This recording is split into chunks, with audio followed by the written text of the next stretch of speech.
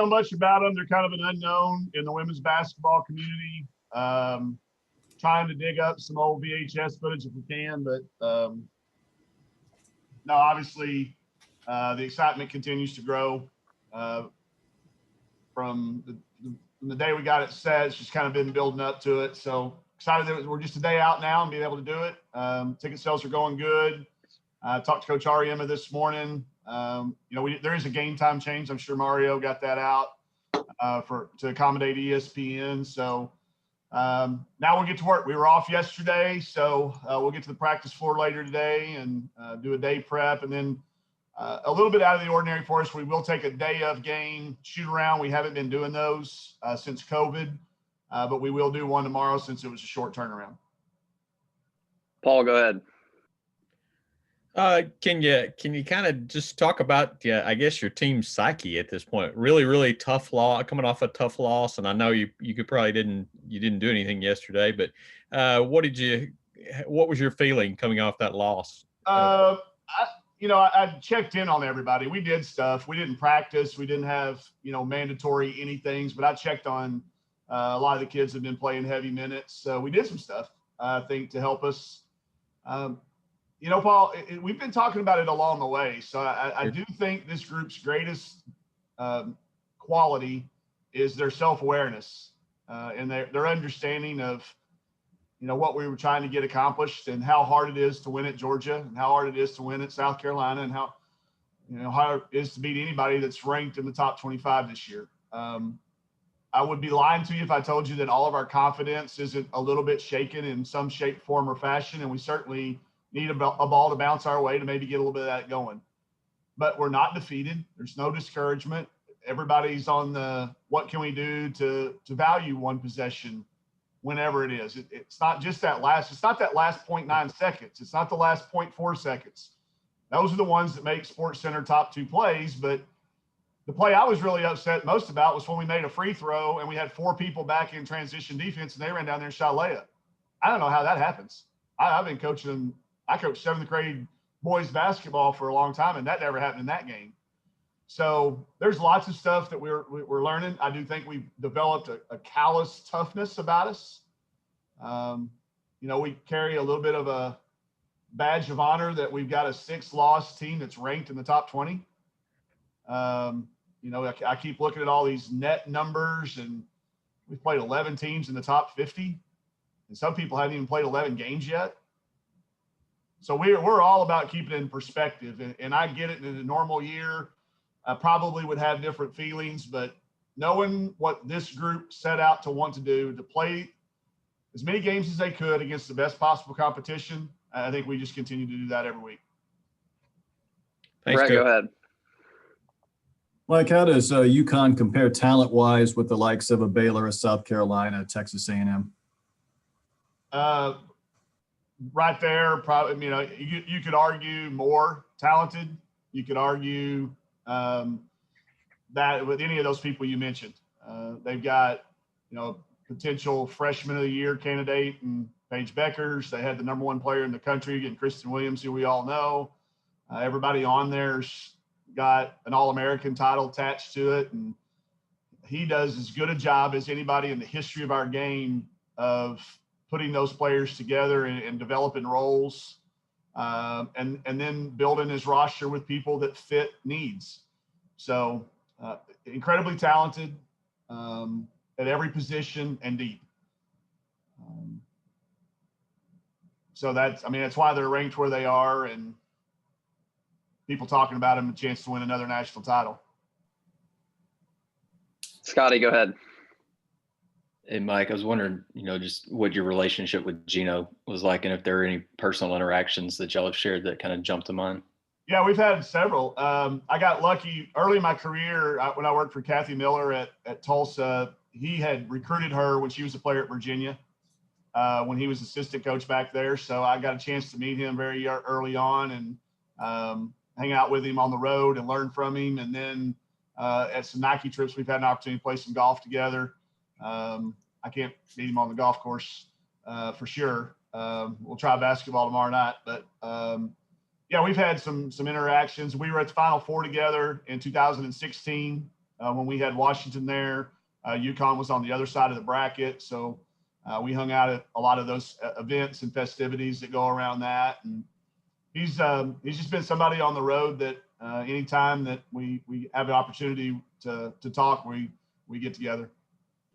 What kind of impact has he had on your career? Just, you guys met early on, but what just lasting impact he's had? Yeah, just a lot of it by example, and then we went up there and watched them practice one time.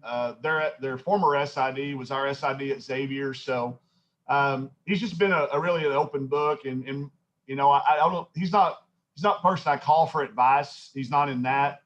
He's got a lot of other people that he does that with that have been in his coaching tree, but he's somebody on the road I'll talk to about, how he sustained some things, because I haven't been in that situation yet. I've been places where we've been building, not necessarily sustaining and growing and do what he does. And I think that's the hardest thing to do in all of sports. I think when you look around, getting to the top sometimes is a lot easier than staying at the top.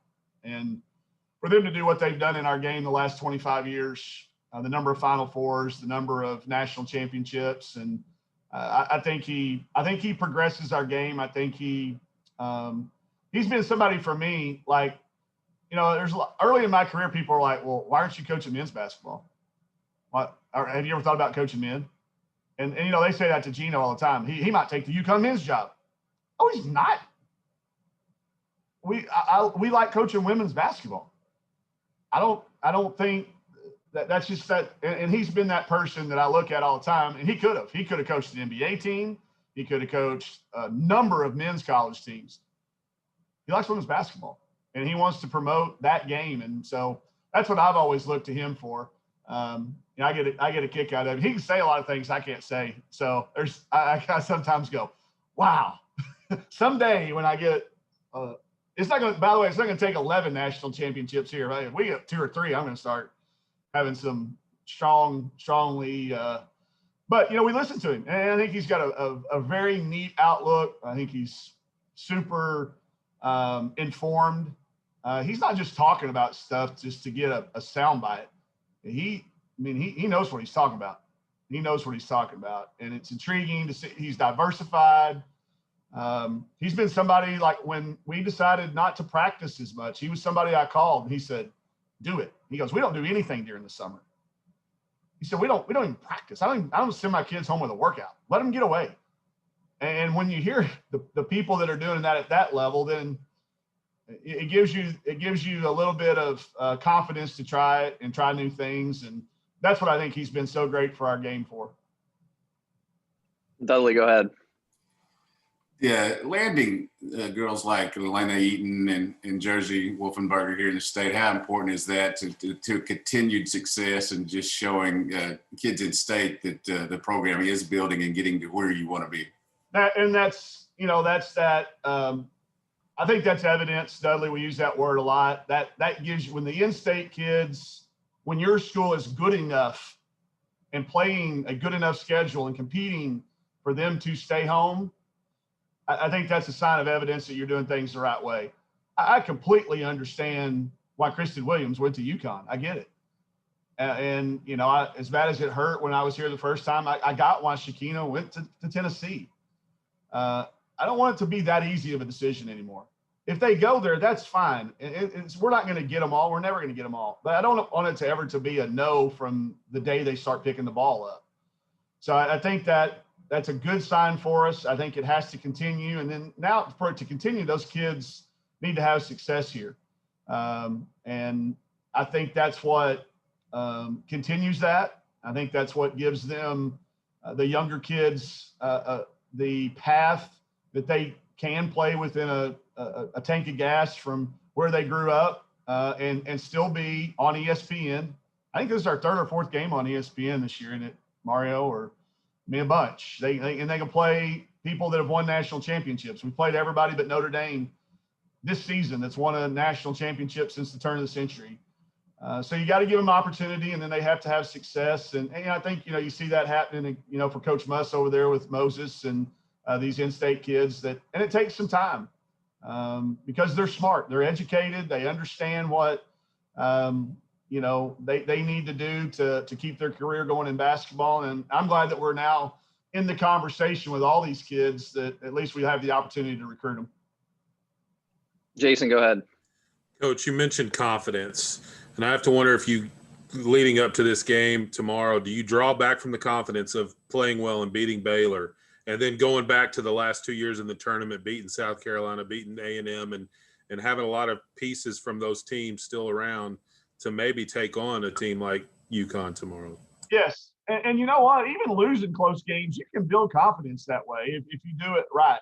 And I think our group goes back and they look at 34 to 35 minutes of the Georgia game, or 32 or 33 minutes of the A&M game. So, yeah, but to your point, yeah, we're the last team to beat South Carolina. I keep hearing their SEC win streak keeps going up. Well, the last team to beat them was us. And I think we talk about that. And our kids know that we have a puncher's chance every night against these guys if we do what we're capable of doing. And now I do think through, the pain of losing, they've learned the value of every single possession. First possession, third possession, 23rd possession, they're all worth the same amount of points. Don't let it come down to that last one. And we do draw back on past experiences, and then the talk today will be, hey, we're not playing against Sue Bird and Rebecca Lobo and Tina Charles and Diana Taurasi, and you can just keep going and going and going. Their Hall of Fame reads like the Women's Basketball Hall of Fame. We're playing against kids their age. They've played against these kids in McDonald's All-American games. They played against them during the summer.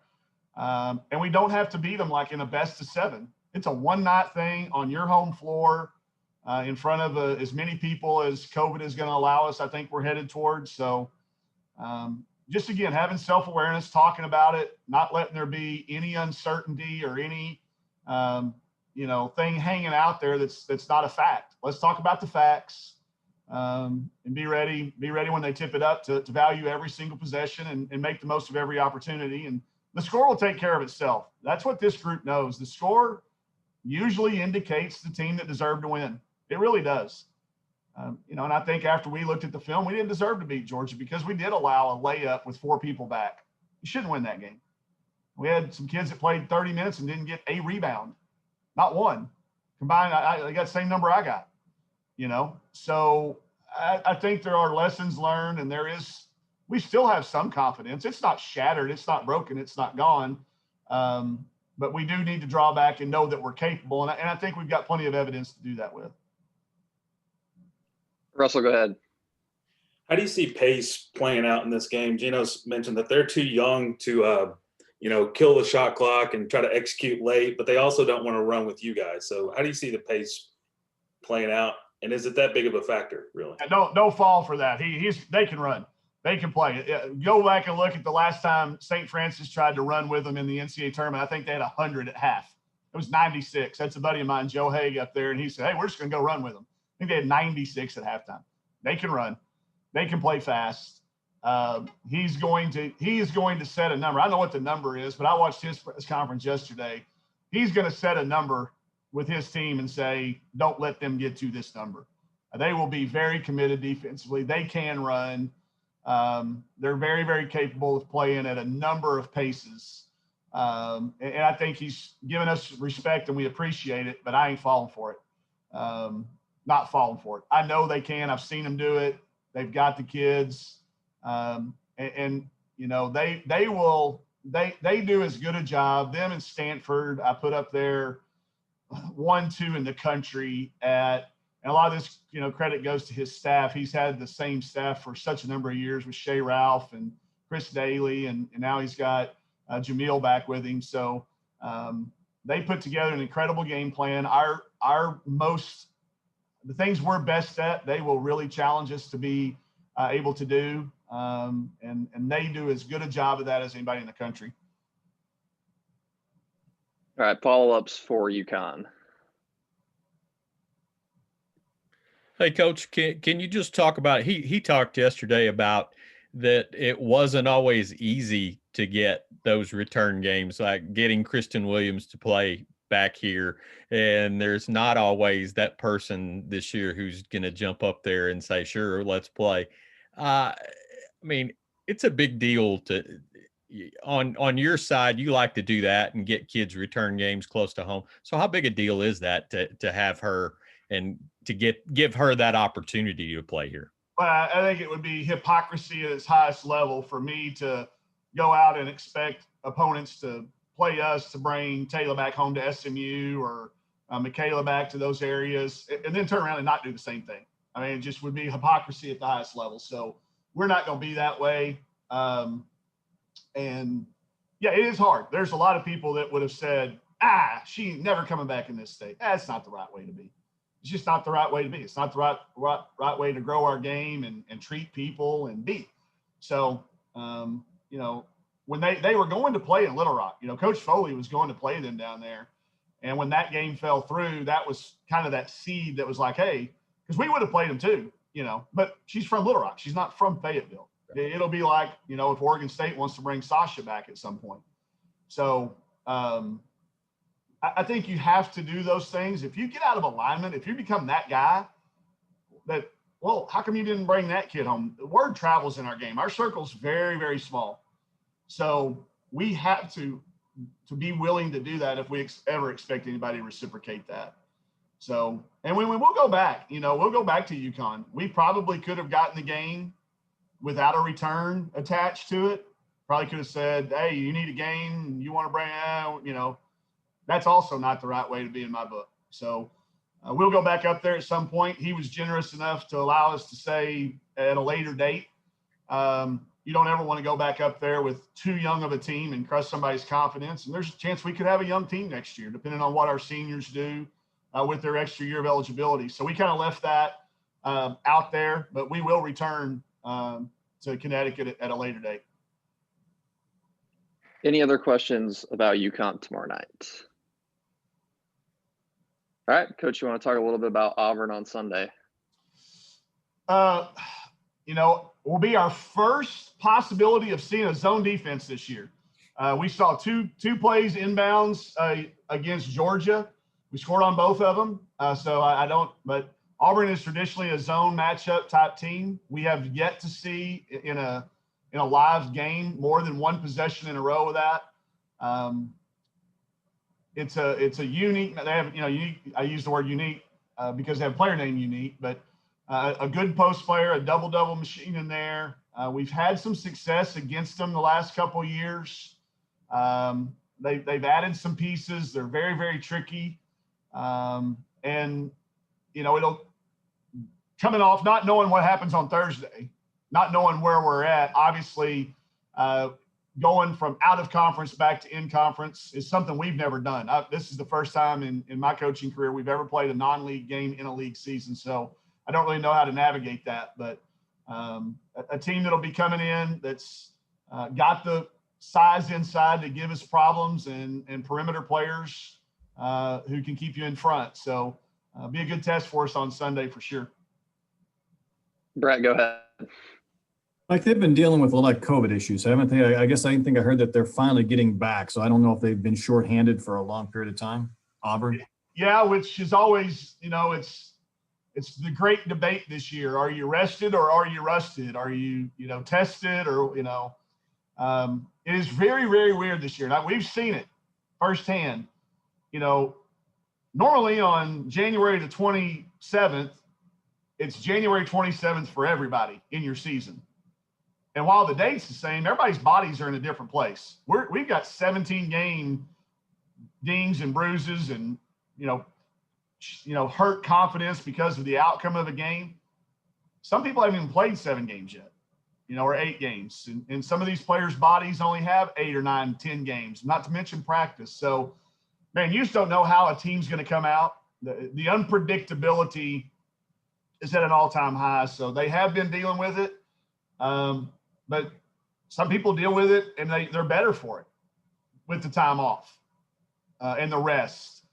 So that just brings another element of uncertainty into it with us. And their lineups change and you have a hard time scouting because, well, it doesn't do you much good to watch 4 of their conference games because Unique Thompson didn't play. Well, guess what? Unique Thompson's going to play, and when she's on the court, their game plan changes. So it just gives you another layer of uncertainty and uneasiness. And you know how neurotic coaches are anyway. It just gives us another variable to consider. Scotty, go ahead. Mike, just with Unique Thompson, just what qualities or traits does she have that makes her so effective? I was just looking at her rebound numbers. She's got like 60 plus offensive rebounds. Yeah, she's got that go get it mentality. She assumes every shot's missed. She doesn't take a play off. You know, if you look at, if there's 75 opportunities for her to go in a game, she's probably going 72 or 73 of them.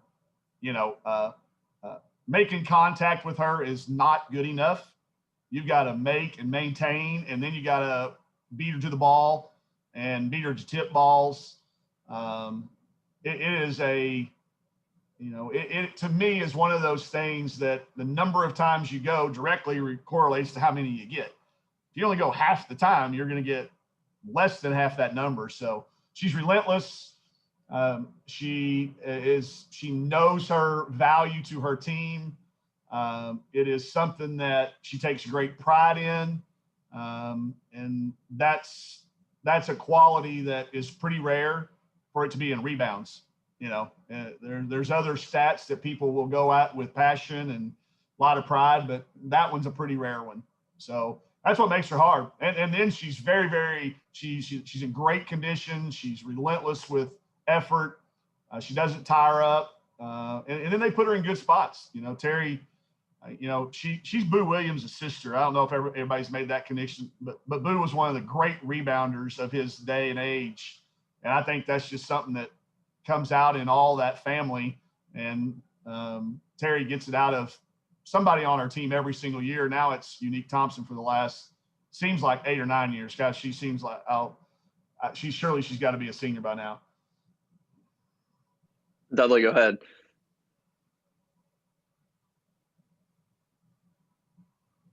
Had somebody ask me on the radio this week, do you think he wants to win the UConn game more or the conference games more? And I answered that you probably would say the next game. Just talk about, that in general. Hey, listen, beating UConn would be a massive feather in our hat. It would give us another win against a top 5 team, a top 3 team in the net.